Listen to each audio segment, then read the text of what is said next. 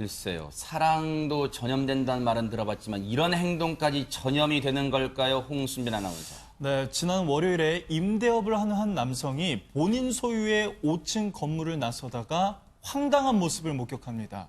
얼마 전 뉴스에서 봤을 법한 모습이 눈앞에 펼쳐져 있었던 건데요. 어떤 모습인지 확인해 보도록 하겠습니다. 네, 주차장으로 지금 들어오던 흰색 트럭이요. 갑자기 입구에서 멈춰 섭니다. 그래서 운전자가 내리죠. 그리고 차량의 위치를 확인하고 약간 후진을 하더니 시동을 끕니다. 지금 보시면요. 주차장 입구 폭이 그렇게 넓지가 않습니다. 차량 한 대만 겨우 통과하고 두 대가 나란히 통과하기에는 좀 좁아 보이는데요. 앞에 공간도 많은데 왜 저기서 멈춰 있을까요? 네. 그렇습니다. 지금 이 CCTV에서 확인된 모습인데 이것도 뭔가 수상한데 저 운전자 지금 방금 주차장에서 떠났잖아요. 네. 저렇게 주차장에서 떠난 이후 이날부터 현장에 나타나지 않았다고 합니다. 현장에 나타나지 않았다면 지금 차가 저 상태로 지금 계속 있다는 얘기예요? 그러니까 이틀 동안 네. 이 트럭이 이 주차장 입구를 이렇게 딱 막고 있었던 거죠. 아하. 그런데 문제는 이 지금 건물 안에 다른 이제 영업을 하시는 분들이 있는데 네. 그분들조차 이 주차장을 사용을 할 수 없었다고 합니다. 지금 저 주차장의 입구 폭은 앞서 CCTV 보신 것처럼 한 대가 들어가면 겨우 차량의 폭의 한 반 정도, 그러니까 차량 두 대는 못 들어갑니다. 한 대만 겨우 들어갈 수 있게, 한 대 정도만 넉넉하게 들어갈 수 있을 정도인데 저렇게 떡하니 입구에 세워놨어요.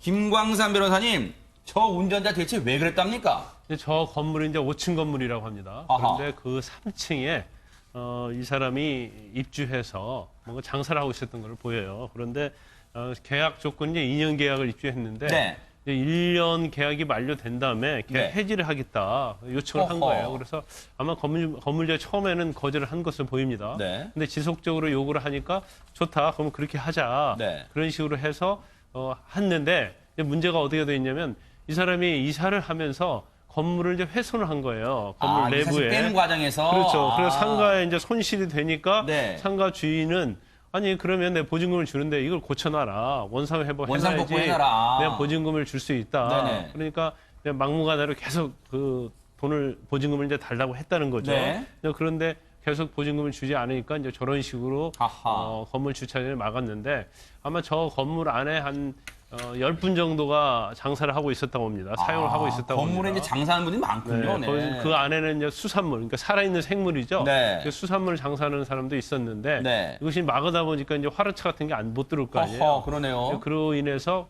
입주자들이 피해를 본 그러한 사례입니다. 네. 지금 저렇게 저 건물에 새 들어 살던 세입자가 이 건물 쪽에 불만을 품고 원상복구해라는 그 말에 불만을 품었는지 모르겠습니다만 저렇게 차량을 주차시켜놓고 어디론가 가서 연락조차 안 됐답니다. 그러면 저 건물주 입장에서는 소 국장님, 네. 할 수 없이 경찰이라도 이 도움을 청해야 되는 거 아니에요? 어떻습니까? 그렇죠. 제일 먼저 생각나는 게 경찰이죠. 네. 일단 이 상황에서 이제 경찰에 신고를 합니다. 아하. 그래서 경찰이 오죠. 아, 그래요? 지난번에 송도 사건이랑 비슷합니다. 그러네요. 경찰이 와서 딱 보니까 아하. 공용도로가 아닌 거예요.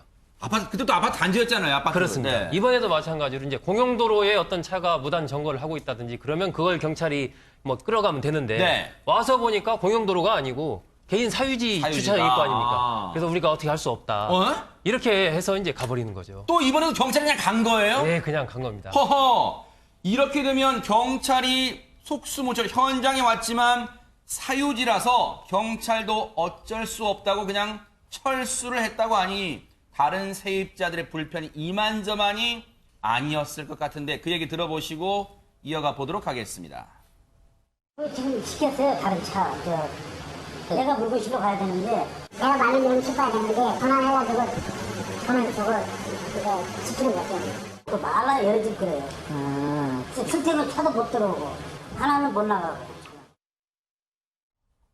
아니 근데 건물주 입장에서는 최명규 원장님 이 세입자가 원래 2년 계약했던 것도 1년만 하고 나가겠다는 것도 지금 분통 터지는데 이사 과정에서 짐을 옮길 때 상가 건물 내부를 훼손시켰으면 그 원상복구 시키라는 거 당연한 거잖아요. 근데 그 요구를 했다고 지금 차량을 저렇게 막아놓는다. 무슨 심리예요? 일단 똑같은 상황에 있어서 항상 법이 그거를 강제한다 하더라도 법인은 법의 예외라고 생각하게 되는 심리가 있어요. 아하. 그렇기 때문에 우리가 음주운전으로 걸리는 사람들도 본인이 음주운전 걸리면 그냥 받아들이면 되는데 네. 전부가 다 나는 무슨 사정이 있었어요, 무슨 사정이 있었어요 하잖아요. 아하. 그렇기 때문에 이분의 입장에서는 네. 내가 처한 상황은 어쩔 수 없는 상황이니까 네. 법에 의한 권리가 건물주한테 있다 하더라도 나한테는 봐줘야만 된다고 네. 생각하는 거고 나의 정당한 사유를 갖다 법 때문에 안 된다는 이유로 안 된다고 하는 건 억울하다고 오히려 생각하게 네. 되는 거고요. 거기에 의해서 본인이 강제될 수 있는 수단이 있어야 되는 건데 네. 그 수단이 하나를 이 방법을 갖다 찾아놓게 된 거고요. 네. 그렇기 때문에 이 경우에는 분노 때문에 그런 것보다도 네. 결국은 건물주를 갖다 압박을 해서 나한테 돈을 주지 않으면은 건물주 당신이 굉장히 커다란 곤란을 겪게 될 거야라는 걸 보여주기 위한 아하. 행위에 가까운 거고요. 네. 그러면서 성도 사건을 보게 되면서 여기다 이렇게 놓게 되면은 절대로 차를 갖다 뺄 수 없다는 게 학습이 된 거예요. 아이고, 네. 그런데 양 변호사님, 이 애초 갈등의 발단이 된 얘기를 먼저 그럼 짚어볼게요, 그러면.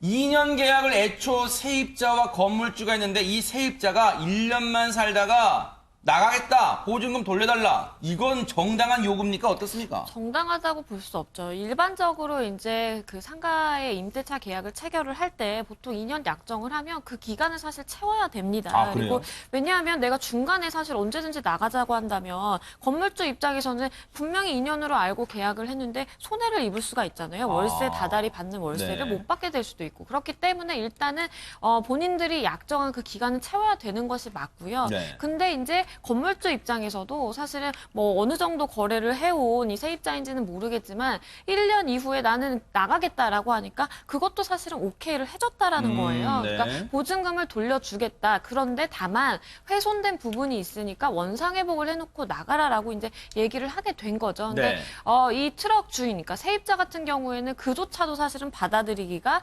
힘들었던 것 같습니다. 네. 그래서 일반적으로는 사실은 만약에 이제 내가 보증금을 지급하지 않고 그냥 나는 나가겠다라고 하면 건물주 입장에서는 보증금에서 그 월세 상당액을 제하고 만약에 정말 훼손된 부분이 있다, 원상회복이 되지 않은 부분이 있다라 그러면 본인이 이제 원상회복을 하고 건물주가 그 상당액 또한 공제를 하고 나머지 부분만 사실은 이제 반환을 아하. 하면 되는 것인데 아마도 이제 세입자 입장에서는 그렇게 공제하고 나면 나는 뭐 남는 게 뭐 있냐, 아하. 보증금 전체를 그럴 수 돌려달라라고 있겠구나. 하면서 이제 분쟁이 생기게 된 사건입니다. 그런데 소 국장님, 네. 지금 이 트럭 운전자의 행동이 너무 괘씸한 게 자기의 문제는 건물주와 자기의 문제는 당사자끼리 풀어야 되는데 이걸 다른 세입자들의 피해 고스란히 지금 볼모로 삼고 있어요, 지금. 이거 지난번에 송도 사건도 사실 비슷했지 않습니까? 아하. 그 차에 딱지를 딱 붙여서 관리사무소에 항의를 했고 그럼 어떻게든 주차는 제대로 해놓고 네. 관리사무소와 통해서 그 문제를 해결을 해야 되는데 네. 많은 주민들이 드나든 주차장 입구에 그냥 차를 삐딱하게 세워놨었단 말이에요. 그랬죠. 이번에도 똑같습니다. 이 아하. 임대 보증금 문제. 지금 제가 쭉 이렇게 보면 나름대로 건물주는 뭔가 그래도 좀 세입자를 배려하려고 1년 만에 나가겠다고 하니까 저 주겠다. 하지만 이것은 원상회복을 시켜놔야 된다. 이거 통상적인 거거든요. 요구할 수 있잖아요. 예, 네. 보통 다 일반적으로 아하. 그렇게 합니다. 다 네. 건물 같은 거 이게 인테리어 돼 있으면 네. 그걸 다 깨끗이 원래 상태로 철거를 해야 나머지 잔금을 주는 게 보통 그렇게 그렇죠, 하거든요. 네. 그런 상황인데 어쨌든 이분은 그 부분에 대해서 보증금을 빨리 안 돌려준다고 해서 네. 그 한 10여 명의 그 세입자들이 이용하는 주차장 입구를 그냥 네. 막아버려서 아하. 실제적으로 거기서 영업을 하는 다른 분들까지 네. 피해를 입히는 그런 상황이 됐으니까 네. 저는 이런 부분을 보면은 네. 자신의 어떤 목적을 달성하기 위해서 다른 사람들의 피해에 대해는 별로 신경 안 쓰는. 그러니까 이런 경우는 우리가 이건 사건이지만 작은 일상에서도 많이 보게 많이 됩니다. 있어요. 보통 그렇죠. 이렇게 네. 주차장 같은 거 주차할 때 다른 네. 사람들 배려 안 하고 그냥 네. 자기 편한 대로 주차를 해버린다든지 아하. 이런 경우가 많거든요. 조금 더 어떤 공동체 정신 이런 것들이 좀 우리에게 필요하지 않나 네. 생각이 됩니다. 그런데 저 트럭 운전자 보통 우리가 잠깐 주차를 하더라도 연락처를 차 유리 앞에 놓잖아요. 그런데 저 사람 그러면 물론 건물주는 저 사람의 연락처를 알겠지만 아무런 어떤 메시지도 남기지 않고 그냥 현장을 떠난 겁니까? 홍수민 아나운서. 메시지 남겨놨습니다. 어떻게 돼 있냐면요. 임대 보증금을 돌려주지 않아 극단적인 행동을 하게 됐습니다. 죄송합니다. 보증금 돌려주시는 즉시 차량을 이동시키겠습니다라는 글을 이렇게 남겨놨다고 합니다. 하하, 지금 저 글을 차량 앞유리 그쪽에 남겨놨다는 거예요? 그렇습니다. 지금 자필로 썼네요, 보니까. 자필로 써서 이 보증금을 돌려받는 즉시 차량을 이동하겠다 하는데, 그러면 혹시 지금 이 시각에도 9월 5일 오전 9시 45분 이 시각에도 지금 저 차량이 저기를 막고 있습니까? 월요일 첫날에는 경찰이 그냥 돌아갔잖아요. 네. 그런데 어제, 둘째 날인 어제는 이 차량이 견인됐다고 합니다. 어허, 경찰이 다시 반성을 한 거예요? 경찰이 찾아온 건 아니고요. 구청 직원이 찾아가서 결정을 내렸다고 해요. 어허, 네. 구청 직원의 얘기를 들어보면 네. 아무리 사유지라고는 하지만 도로교통법상 이게 지금 견인 모습인가 보네요. 그렇습니다. 아하. 이 당시에요. 다른 세입자들도 얼마나 답답했던지 네. 견인되는 차량을 뒤에서 이렇게 밀면서 도왔다고 합니다. 아하. 그래서 이제 또 구청 직원의 얘기를 또 들어보면 사유지라고 하지만 이건 차량 통행을 막는 거는 잘못된 거고 네. 게다가 이 차량이 소화전을 막고 있었기 때문에 아이고. 공공이익의 수호 차원에서 네. 강제 견인을 결정했다고 합니다. 저러면 해당 구청에서 저 차량을 견인했다는 것은 혹시 해당 구청장이 직권으로 명령을 내렸다 이렇게 볼 수 있을 것 같은데, 김광산 변호사님, 네. 저 모습 지난번에 송도 아파트 건 때도 그런 생각했습니다만 경찰이 너무 법의 해석을 좁게 본다. 지금 저게 이 건물주와 저 차량 주인, 즉 세입자 간의 두 사람만의 갈등이 아니라 나머지 사람들 다 피해를 보잖아요. 그러면 법의 해석을 좀 넓게 해서 일단 즉시 조치를 취하는 게 중요해 보이지 않았나 이런 생각도 해봅니다. 지난번 이제 송도에서 주차장 입구, 아파트 주차장 입구를 막은 사건에 있어서도 경찰이 너무 소극적으로 대응을 하지 않았느냐, 이제 그런 비난이 좀 많았죠. 네. 그런데 약간 지금 이번 사건과는 좀 다른 부분이 있어요. 왜냐면 이제 그 당시에는 이제 주차장인데 그 송도에 있는 아파트 주차장은 일반 사람들이 많이 왕래할 수 있는 그런 주차장이잖아요. 네. 하지만 여기는 한 10명 10명 정도가 정도? 세입자 있기 때문에 약간 네. 이제 그 부분과는 좀 다른 부분이 있지만 네. 지금 경찰의 입장에서 보면 이걸 좀 법의 집행에서 좀 이런 것은 좀 적극적으로 확대를 해석해도 저는 상관이 없다고 보거든요. 네. 그리고 사실은 직접적으로 불편을 끼칠 뿐만 아니라 네. 좀 구청 관계자 이야기에 의하면 소화전을 맡고 있다는 거 아니에요. 아하. 그리고 이 행위 자체가 사실은 업무 방해랄지 여러 이제 형사적인 죄명에 의해서 적용이 될 수 있는 여지가 있거든요. 네.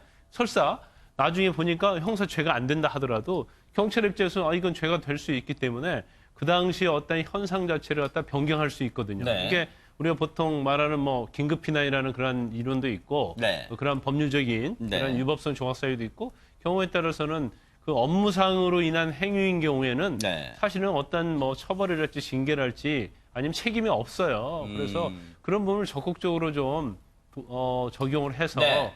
좀 시민이랄지 국민의 피해가 없도록 네. 경찰이 좀 적극적인 그러니까요. 행동으로 좀 나서야 적극적인 된다고 좀 봅니다. 법의 해석을 좀 해줬으면 좋겠는데, 양 변호사님, 지금 이 남성이요, 가로막고 있을 때 소화전, 만약에 그 상황에 그 소화전을 긴급하게 써야 할 정도로 주변에 화재 사고 났다고 가정을 해보세요. 물론 일어나지도 않은 일 가지고 책임을 묻거나 비난할 수는 없겠지만 정말 아찔합니다. 그런데 지금 그 건물에 있던 다른 세입자, 즉 가게를 운영하는 세입자들은 피해를 봤다는 거잖아요. 그러면 이 남성에게 손해배상을 청구할 수 있습니까? 어떻습니까? 법적으로는 가능하죠. 왜냐하면 이제 건물주도 사실은 이제 세입자들이 어쨌든 계약을 체결하고 월세를 내면서 내가 그 건물에 들어가는 것은 건물주가 영업을 이렇게 세입자들이 할 수 있는 데 있어서 불편함이 없도록 사실 관리 감독을 해야 될 의무도 있고요. 네. 그렇게 되면 이제 세입자들이 건물주에게 왜 그런 관리 감독을 안 해서 이런 문제를 발생케 했느냐라고 이제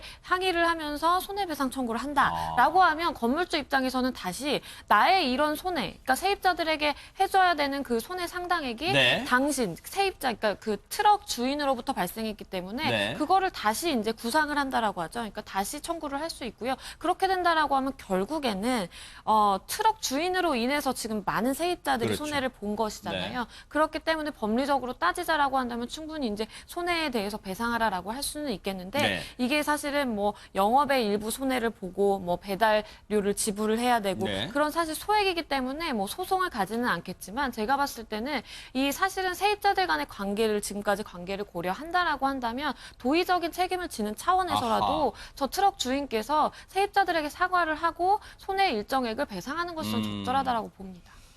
물론 저 트럭 운전자 이 2년 계약했지만 1년만 살고 나가는 저 세입자 입장에서도 분통 터지는 일이 있을 수 있습니다. 있을 거라고 생각합니다. 하지만 수단이 좋지 못하면요. 목적은 정당화될 수 없다는 점 명심하시길 바랍니다.